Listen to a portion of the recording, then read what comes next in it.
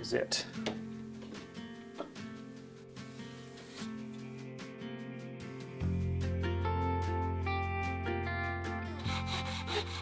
Welcome back to Nomad Boatbuilding. I'm Mark Rudin, and last time on building the Catalina Wherry, we looked at fitting and scarfing our garboard planks. Well, I think it's high time we get some planks on this boat, so let's mix up a fresh batch of epoxy and get right into it. So I'm just wetting stuff out, and just right down here in this last little corner where the garboards meet the stern post, I'm just wetting out the whole thing with epoxy for no other reason than if there's anywhere that water sits and causes trouble down the road, it's a spot like this. Because almost always you got a boat stored, heeled one end high or the other end high, unless it's just sitting on its bilge, and water inevitably flows to one end or the other. Junk sits there in those nooks and crannies and causes trouble. So anyway, as always, we start out with a wet out, especially when there's a lot of end grain, like here on this garboard, on this plywood edge. So just unthickened epoxy. You could get away with soupier stuff using, if you just went a very loose jam consistency, it would probably work out fine. But I like to play it safe, especially with a critical joint like this. And whenever you're gluing something together with epoxy, it's best practice to wet out both surfaces with unthickened epoxy first. You then add thickened epoxy to those joints and put the parts together, and then you'll have a very reliable and strong joint when you're done. Now in the case of our lap strike planking, we've got one plank that's on the boat with a beveled edge. And that beveled edge has got a lot of exposed end grain, and so it's particularly important to wet that out with epoxy first. That's going to absorb quite a bit. Now the other plank, the one we're about to hang, has just got face grain, and that's got a limited ability to absorb epoxy at the best of times. Now I like to wet it out anyway because, as I said, that is best practice. However, I could save a step by just applying my thickened epoxy to that side. And you would want to make that a soupier mix, sort of a sloppy jam consistency, so that it has the best ability to wet out that surface. Now the reason I don't do this is because I find that having a plank with a bunch of thickened epoxy on it a bit of a recipe for disaster. Too many times I've dropped the plank by accident or mistakenly just hit something in the shop that leaves a gob of epoxy behind. So for that reason, I like to apply my thickened epoxy to the beveled side, the plank that's on the boat, and have the one that I'm about to hang be as unencumbered with epoxy as possible. Now I could probably get away with not wetting that out at all, but I like to wear belts and suspenders. It makes me sleep well at night. So I've got this little backing block here for our scarf, and it's just a piece of pine, and I sanded it back at the corners just a little bit to round it a hair. I've just used a little bit of packing tape to hold it in place.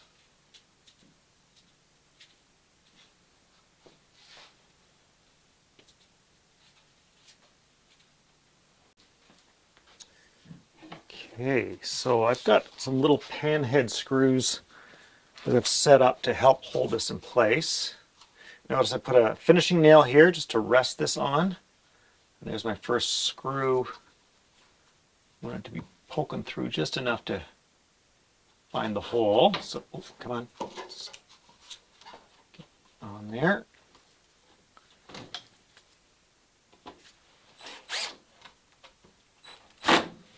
Okay.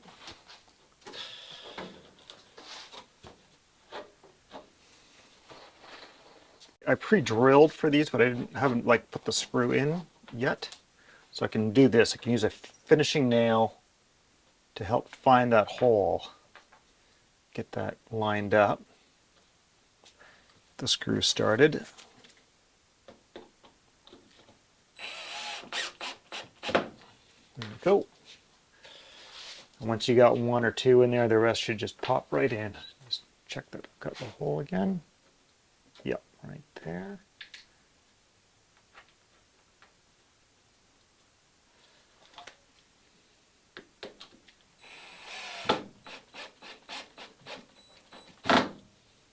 There we go. So that's tacked in place. back here, I'm just going to use another screw, put it down low.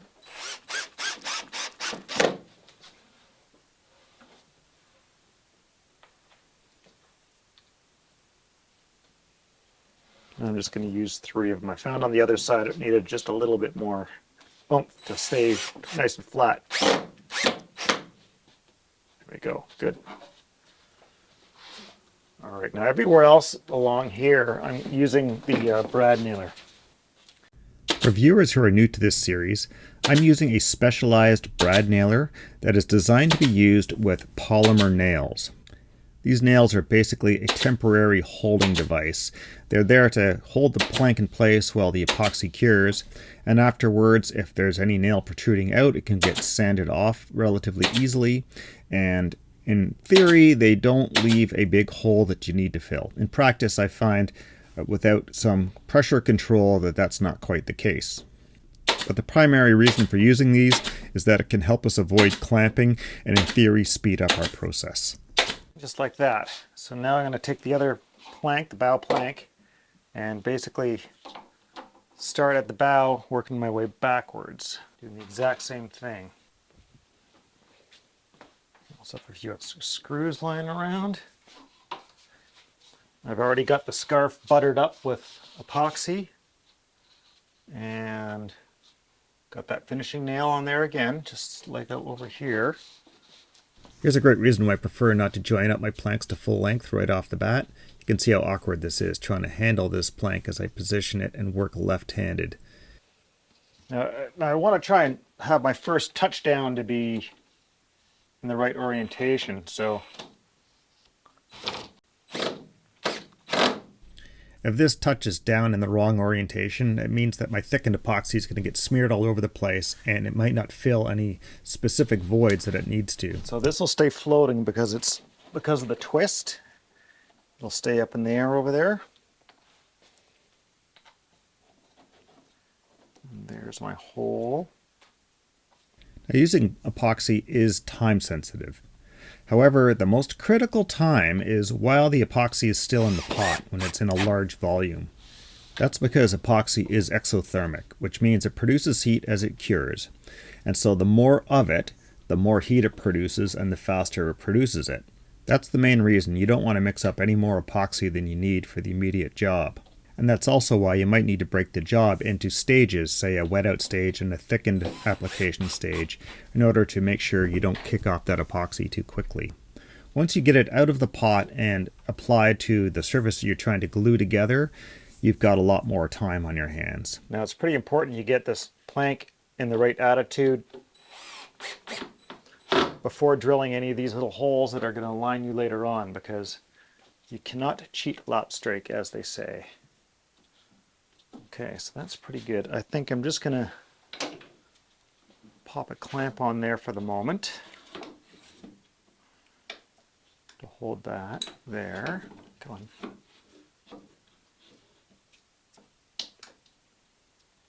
Okay, I need to get a backing block for the scarf here. I don't have that in place yet, but I think we'll just walk down our fastenings here first. Check that I got bullets. Yep.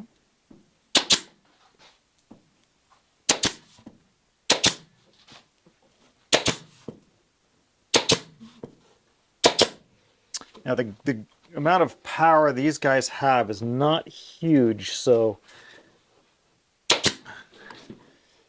you can't expect it to really suck things in too much. They pretty much got to be there already, and you know, these things at best are like a, you know, a strong thumbtack, we'll say.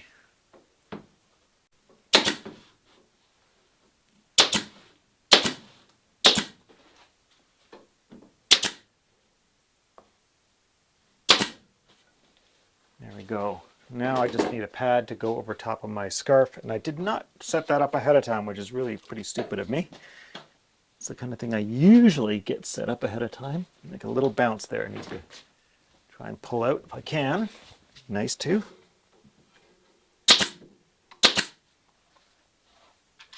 Now I'm out of bullets.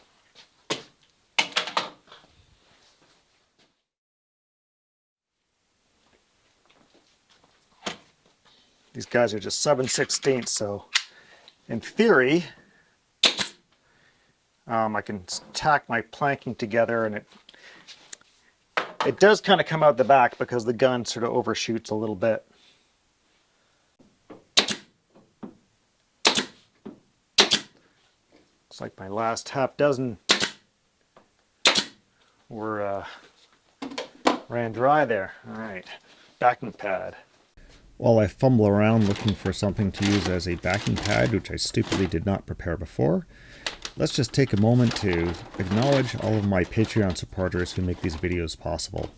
These folks generously make monthly or annual financial contributions to this channel. It really makes a big difference in my ability to make these videos. But that's not the only way to support the channel. You can subscribe, of course. You can give me likes and leave comments. There's also a super thanks function where you can make a small, immediate contribution to the channel. And of course, you can spread the love by recommending my channel to other people who watch videos of a similar nature. Any kind of support I get is deeply appreciated. Well, let's get back to the build. Well, I don't have quite what I wanted. Should have planned that a bit better, obviously, but we'll be okay. So, got these pieces of plastic. On the other side, I had a nice big square of plastic, and I just cannot be bothered screwing around trying to round up. I mean, I've probably got a piece sitting here somewhere in the shop. It's just a question of where is it. This will be fine. I'll just put one piece on the feather edge of the scarf, another piece on where the other feather edge sort of theoretically lies, and it'll be okay. Now, one of the things these stringers can do for you too is they can provide a structural backing for clamping if you want them to. And one of the things I have done in the past when I first sort of started building with this method was I used to make full-length clamping battens that I would run around the outside of a plank and clamp between these battens and the clamping batten on the outside, and it had the effect of fairing out the planking. Now, it could be that my experience at the time when I was playing around with this wasn't so great, and I just wasn't getting my planks lying as fair as they ought to be. Hence my feeling that I needed to have that fairing action. But regardless, it worked really nicely, and you did get a really nice fair result. If nothing else, it prevented you from like pushing in too hard in any one spot and causing an oil canning effect on the planking.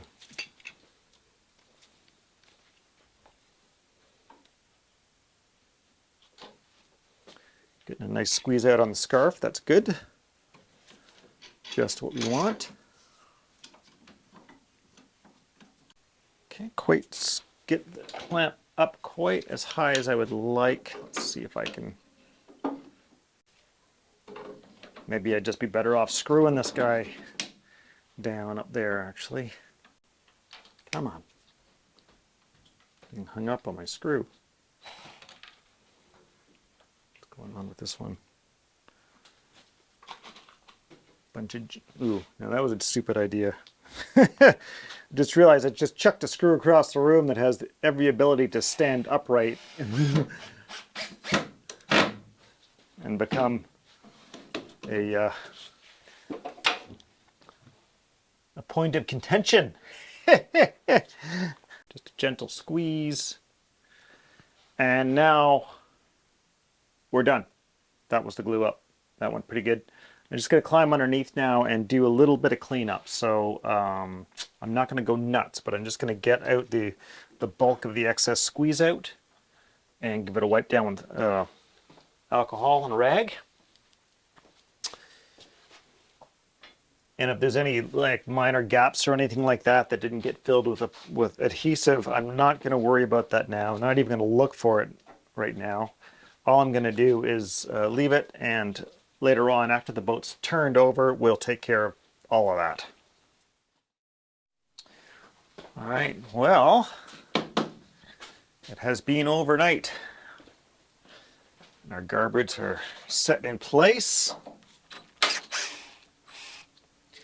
So I discovered these little screws last time when I was building the 2.4 meter project. Just little, I guess they're sheet metal screws. They got a really sharp entry and a nice little pan head on them. They're Phillips, which I don't like, but c'est la vie. For doing stuff like this, I'm finding them really nice just because they got that nice wide pan head on them. They do have sort of a, like there's little steps on the back head of them, which is making them, I guess, good for the job they're supposed to do, but they kind of tear up the surface a little bit here. I don't know, they're convenient, so I'm using them for that reason.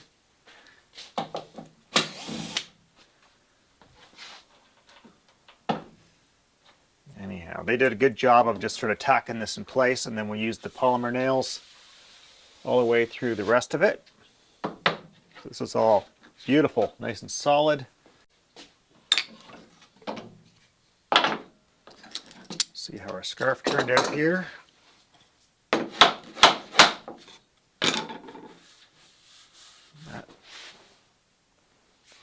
That looks good. That looks really good.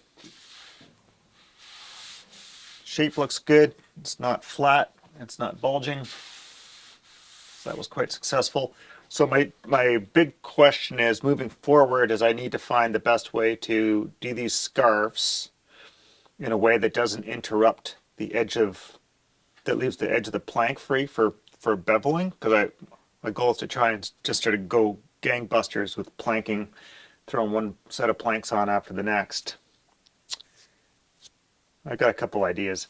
It might just be just using the polymer nails or using just a couple of screws, maybe through like a plastic backing board right over the feather edge. You could do that. Make it one of these guys. Put some fastening holes in it. And screw it right through on either side to the backing block. Maybe. Or maybe the polymer nails, the longer ones, through a little plastic cleat or some sort of, or a wooden cleat with packing tape on it. That's another option. Well, you know, I got a few different scarves to go to figure that out. Right now, we'll just, we're going to clean off the chine here, bevel it all off, and my plan was to glass over the bottom. Now, it does not need glass here on the bottom, but I want glass here on this portion, and it feels like it's just more efficient to just go whoosh over the whole thing than it is to just try and do this little portion. Especially because there's going to be all this exposed end grain again as we open this up and make this bevel this off and make it exposed. All right, well, we'll see. I'm going to pull the last screw out here, and then we're actually gonna shape the bottom edge here, and that's one of the fun things about this system. Now my next job is to trim down this edge. So we're using a laminate trimmer, we're using a flush trim bit, and running it along the batten to trim the edge of the plywood. Now I did the other side already, and one thing I found was my battens had just a little more spring to them than I would like, and in a couple of spots I found that they deflected a little bit, especially where my cut was heavy. So I got to be careful to try and use a light touch to follow these battens along. And I think what was happening is the bit was just sort of digging in and pulling itself into the cut a little more, causing the batten to flex. So we'll just be a bit careful about that. It's not a huge deal. There's I found a quick fix for it, but for the most part, it worked out just fine.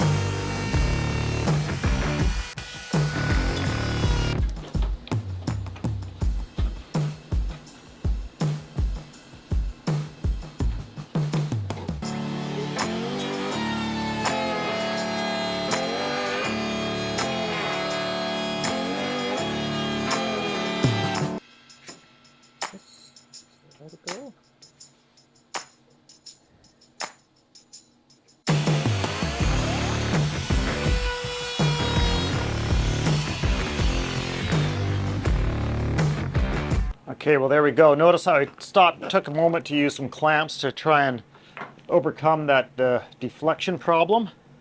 And it was mostly in these areas where I had a heavier bite that it was a problem. So that seems to have fixed it up pretty good.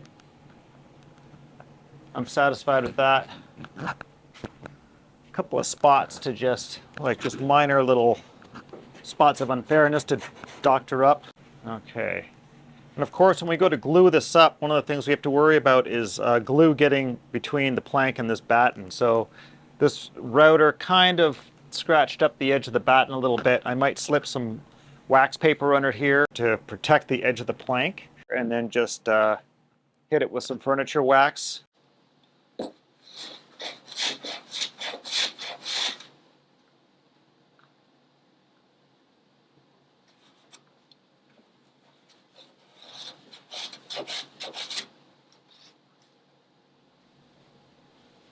Great.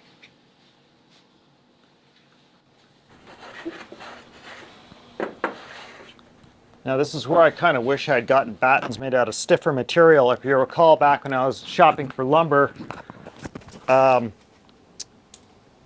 bought this pine, which was a great deal. It's good wood, but there's also Douglas fir, which would have been a slightly better choice just because it's a little stiffer. However, the price tag on it was five times higher than the pine. So I just couldn't bring myself to do that, not for a disposable material. Okay, so now we'll start taking this down. I'll probably just grab the power plane and buzz the top edge off, and then go at it with hand planes.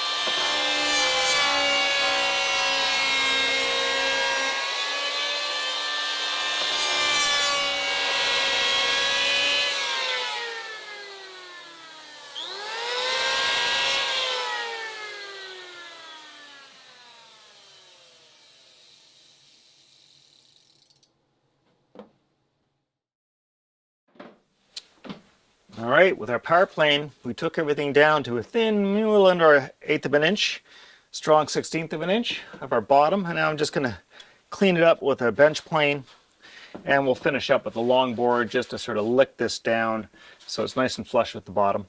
If I were not putting the wooden false bottom on here, I would probably just roll this edge over nice and easy, a nice soft corner for the fiberglass to lay over, because that's going to get the least damage in the long run. And with fiberglass, you don't want a sharp edge. You can't get it to lay down on it. You'll always get little air bubbles and stuff like that, or you'll get the cloth rising off that corner.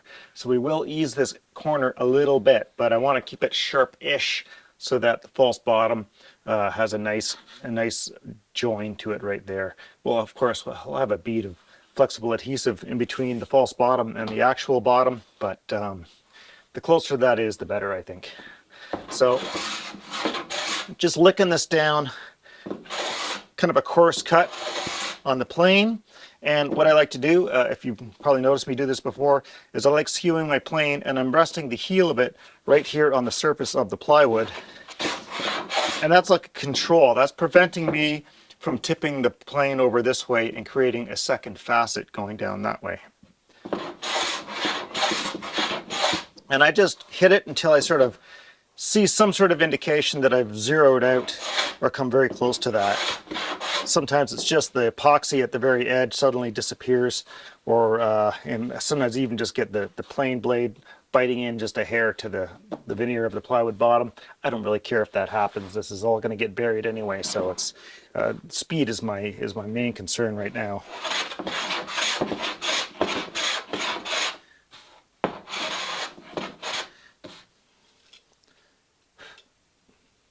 One thing you can do is you can always skew your plane blade as well, so that on the inside corner it's not going to touch the bottom at all. It's always going to ride a bit free, and the outside corner gets a slightly heavier bevel.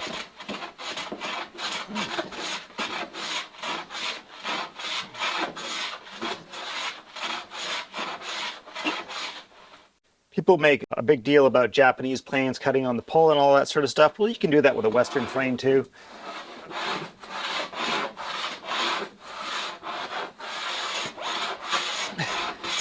Not specifically designed for it, but that doesn't mean it doesn't work.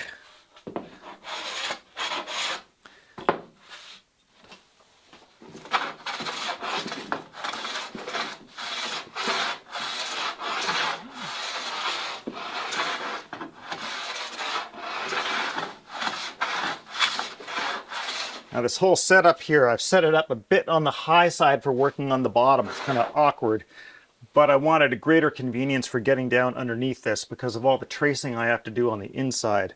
I got to keep crawling underneath the shear line of the boat here to get inside the mold. I need space to do that.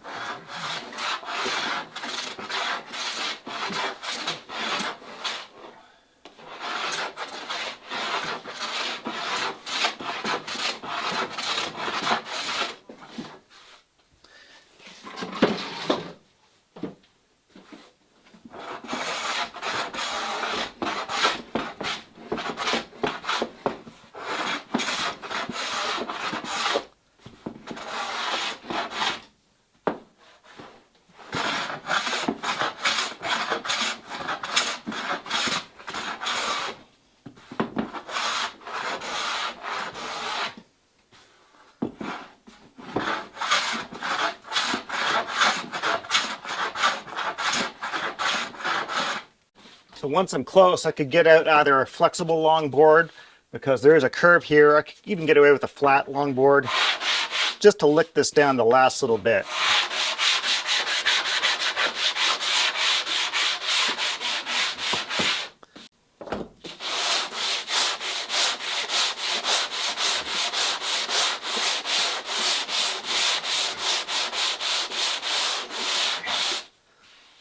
Either one of these works just fine. And we'll use the flexible one just to soften that edge. Just a few strokes is all it needs to take that sharpness out of it. Just like that.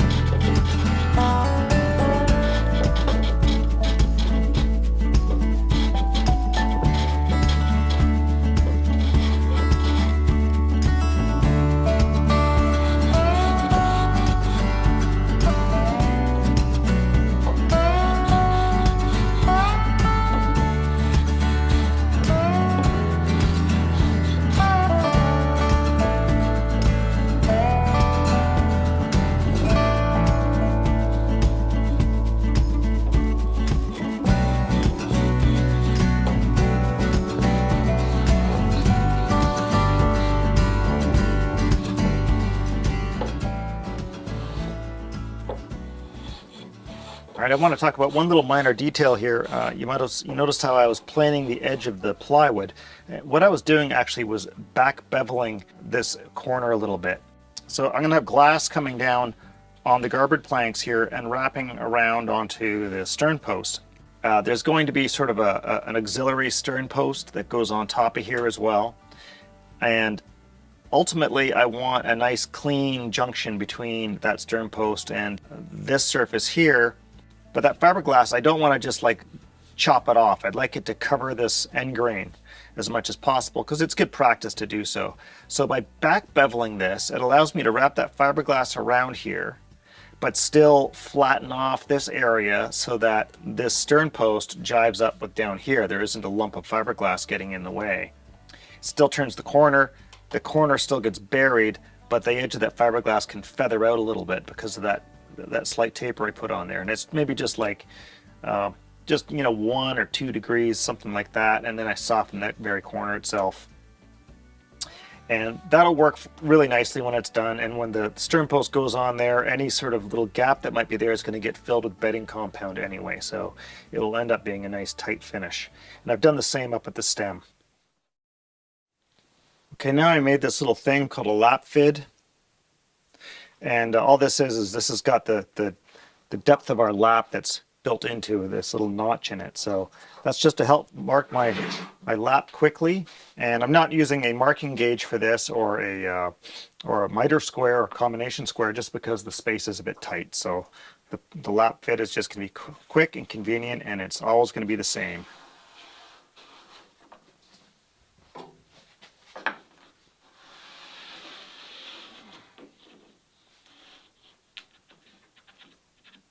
Look at that, I bottomed out.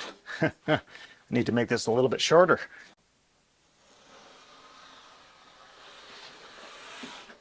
All right, now that I've got my lap marked out, it's time to bevel. And this is where these rib bands really come into play, and our little stick attachment that's on our plane. Now, one thing I want to say is you really need to make sure that your block plane is really sharp for this, because if it isn't, what will tend to happen is you'll tend to start pushing down on the lap here, try to get your plane to bite. That can cause the stringer to deflect, and of course, then we start to get an inaccurate result if these things are all changing their attitudes. And when I built my very first glued lap strike boat, I had a neighbor who was in the workshop next to me, and he saw me building this thing and he really got interested in it and decided to build one himself. But his woodworking skills were not very good, and he did not have a block plane, or at least he certainly couldn't sharpen one.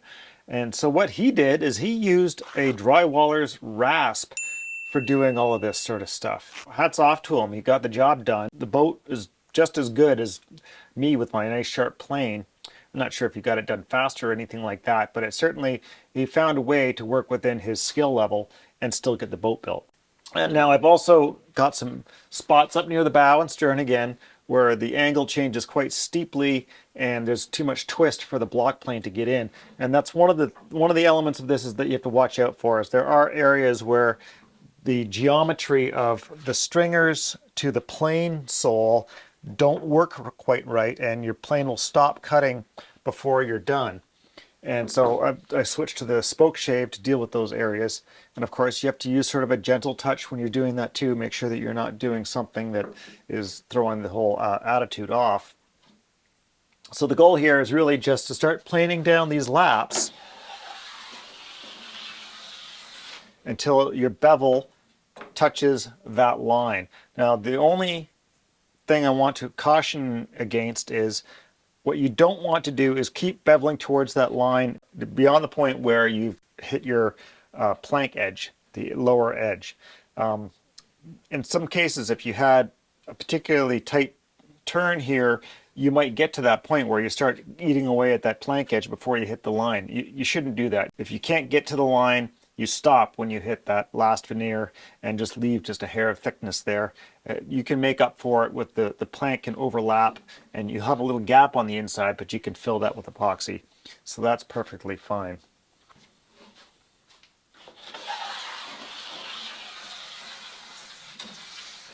And that's all there is to this. We just start walking down the boat, doing that over and over again until we create that bevel. And it's going to happen pretty quickly in a few spots. In other spots, it's going to take a little while longer. And the last thing I want to point out is you don't really bother trying to do it too much here up at the bow, like right at the very tail end of the plank, because we're going to cut a gain in here. And a gain is like it's a rabbet or a ramp that you cut into the surface of the plank that goes from zero depth somewhere back here to essentially full depth by the time you hit the stem. And that allows the two overlapping planks to come into the same plane at the stem and transom.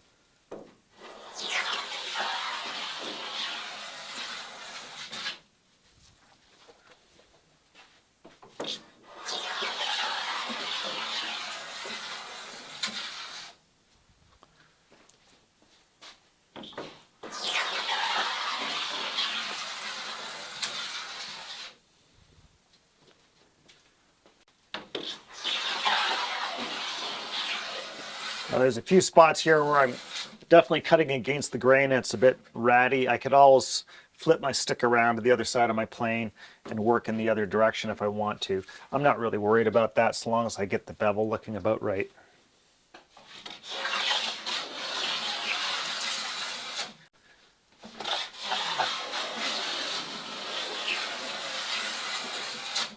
So here I've just hit my line right here in this spot. If you eat your pencil line by a stroke, it's not the end of the world. But you certainly don't want to keep on going.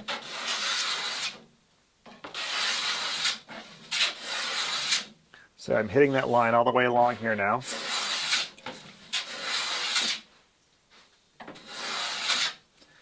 There we go. So I'll take my sanding stick and just give it the once over like I was doing before.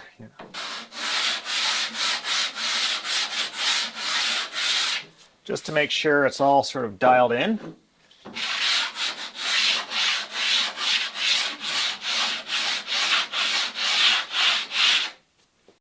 And up here at the bow, I'll use the spoke shave. Added a little bit of tape to the bottom of my spoke shave because when I was looking at it, I had like a 32nd of an inch or something like that of space between those handles and the sole. So I thought I would just try and level those out a bit more.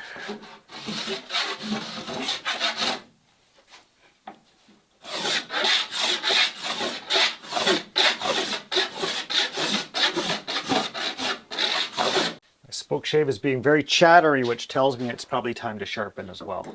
The last thing you want to do when you get your bevel done is just take a stick and lay it across these two guys and make sure that you got a nice good fit right down here at the bevel. You don't want to see any light coming through there.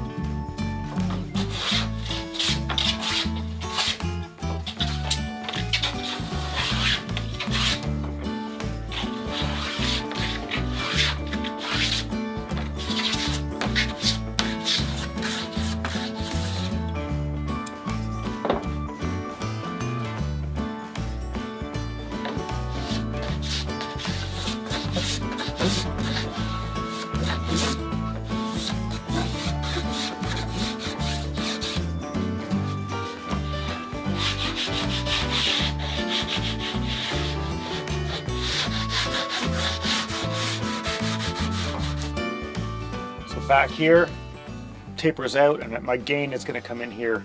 I like doing nice long gains. I like it when my planks really just feather together gently rather than having to dive in steeply. So I'll probably come back about 16 inches or something like that for my gain.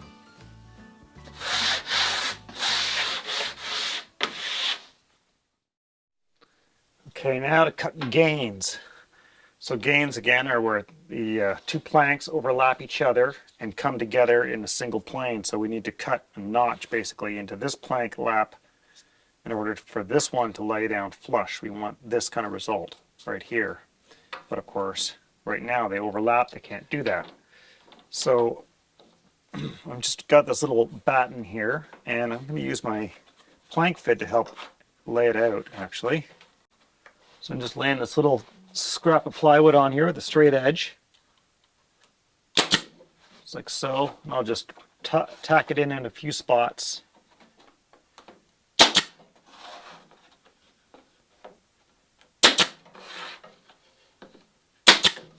And now I'm just going to take a saw and I'm going to run it along that batten, just scoring it back here, but up here I want to come right down.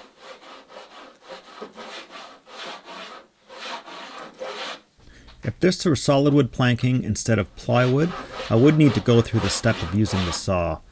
It's very easy to plane a rabbet into solid wood when you're going with the grain, but in plywood, all those cross-grain laminations make it very difficult for a plane to create a nice clean shoulder. So the saw is going to cut those cross grain laminations so the plane doesn't have to do that job. There we go, that's good enough. And then we take a rabbet plane. We can do this with a chisel too, but this is a little more controlled.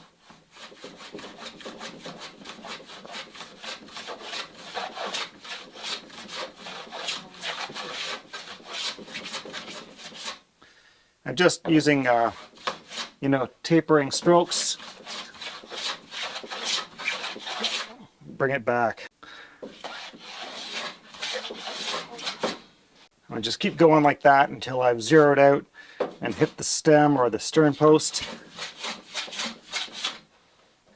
I'm not there yet, but then after that, of course, you just take a piece of scrap and you just check, make sure your fit looks good. Do it without this batten in place so you can see what you're doing. But it's pretty straightforward. And when it comes to glued lap strike planking, I don't get fancy with rolling gains or any of sort of the fancier ones. I just do a straight flat gain down to 0. I think that works just fine.